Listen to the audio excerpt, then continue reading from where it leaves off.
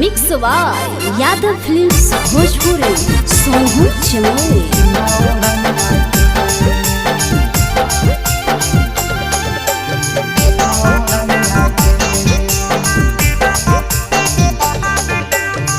सिनवा उतान चलो ही करही मन मांगी छौरी बिना ओढ़निया के।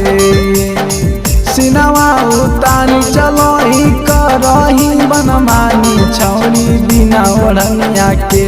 हे गे बिना ओढ़निया के घुरही जमुई के बजरिया छौरी बिना ओढ़निया के। घुरही जमुई के बजरिया छौरी बिना ओढ़निया के।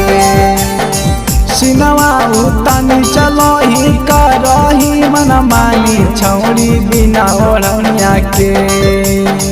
सिनवा उतानी चलो ही करही मन मानी छौरी बिना ओढ़निया के। हे गे बिना ओढ़निया के घुरही जमुई के बजरिया छौरी बिना ओढ़निया के। घुरही जमुई के बजरिया छौरी बिना ओढ़निया के।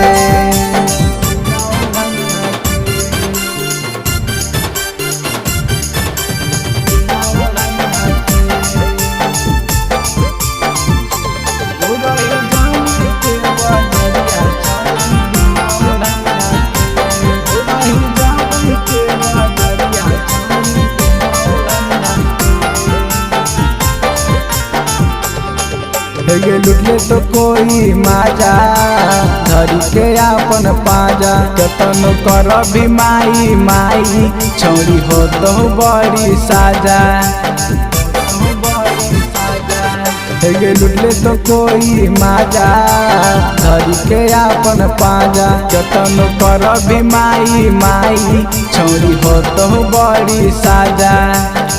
दुख बरियार कहियो मिली जैतो छौरी तो हम चढ़ल जवनिया में।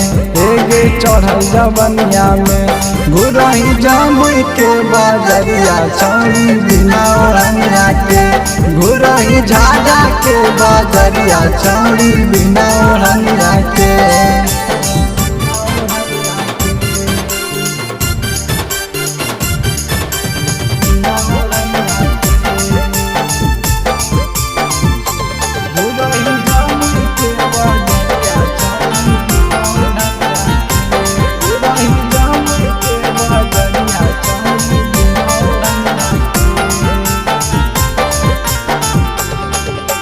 चलो ही हिरनी चार गोरे गोरे गा तोहर देखी के जवनिया। हे बुढ़बो कहो माँ चलो ही हिरनी चार गोरे गोरे गा तोहर देखी के जवनिया। हे बुढ़बो कहो माँ संदीप कुंदन कहो लेना छौरी सुधारी अब अपन दनिया के। हे गे अपन दनिया के घुरही झाझा के बजरिया छौरी बिना ओढ़निया के। घुरही झाझा के बजरिया छौरी बिना ओढ़निया के।